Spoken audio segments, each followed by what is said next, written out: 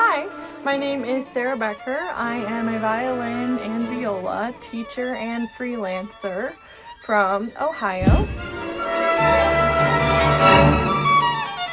And I wanted to make a video particularly for my students talking about my approach to practicing certain things. This will particularly be applicable for intermediate to advanced students.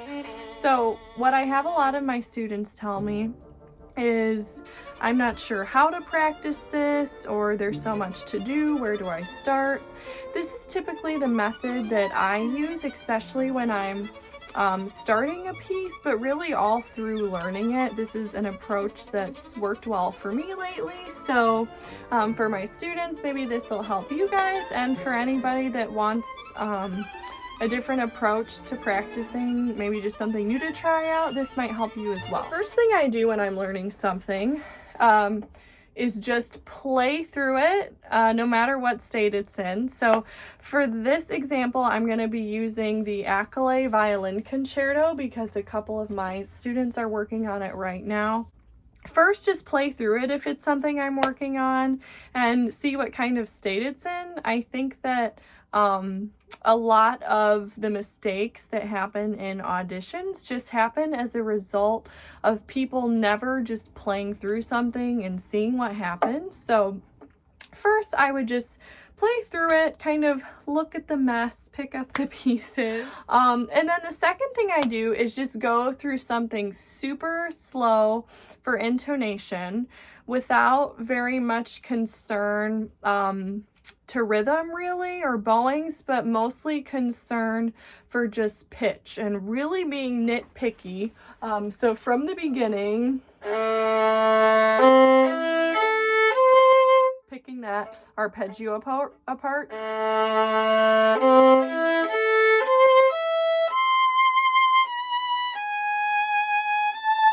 And this isn't the time when I'm going to repeat something a million times. I'm just gonna really get an understanding of what the intervals are, what might be a little bit out of tune. Okay, so that is step 2. So and then the third thing is to go to the new section of whatever you're learning. So say so far I have 2 pages of this concerto, and the next thing that I need to work on is this part. So then, after I play through it, go through it slowly for intonation, then I'm gonna go through the new section, because for me, I work on the new stuff a lot better when I'm fresher. So I like to do it early on in my practice session so that I'm not like totally exhausted trying to learn something new. So then I go through the new section slowly.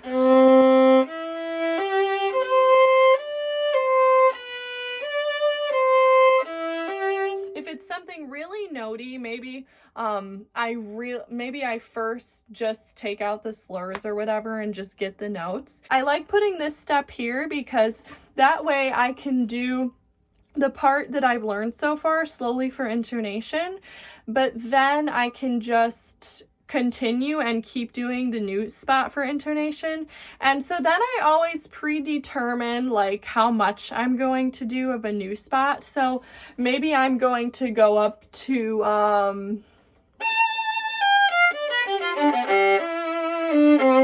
which is like 1, 2, 3, 4, 5, 6 lines.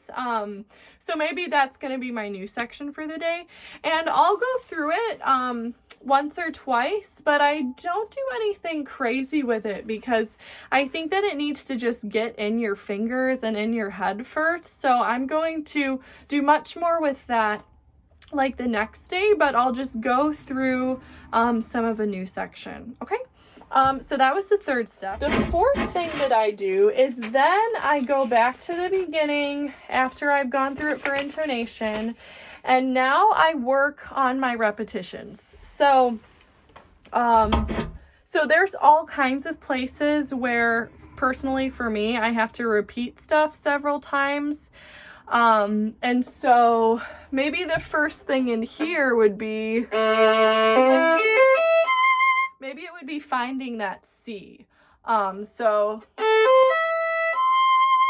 because maybe sometimes I play a C sharp or it's a little bit flat or something.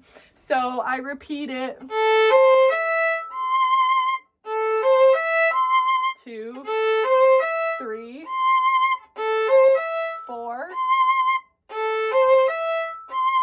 5. And even if it's slow, just the act of repeating it, I think, is really helpful and gets it in your hand better, in your muscles better, in your mind better. So, and I like to do the number 5 or 6 just because it's what I have time for, and what after I do it that many times, I usually feel like I can move on. But and try really hard. This is the really important thing about this step. This is the 4th step.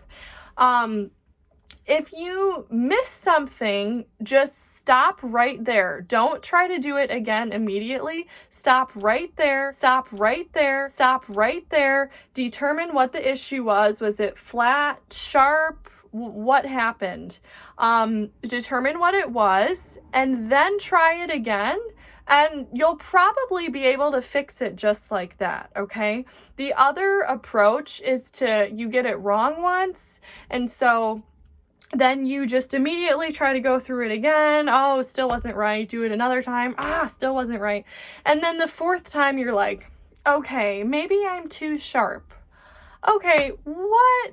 Okay, so first of all, you just wasted like however much time. And the second thing is your hand just played it wrong like 4 times. Your poor hand. How is your hand going to learn to play it right after that?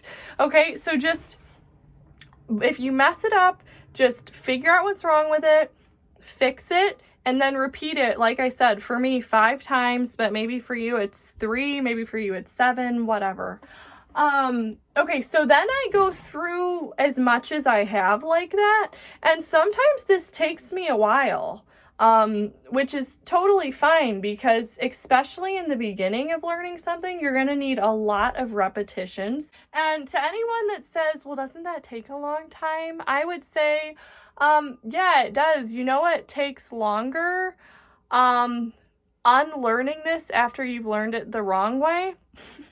Or just going through and trying it until it's correct. Don't do that to yourself.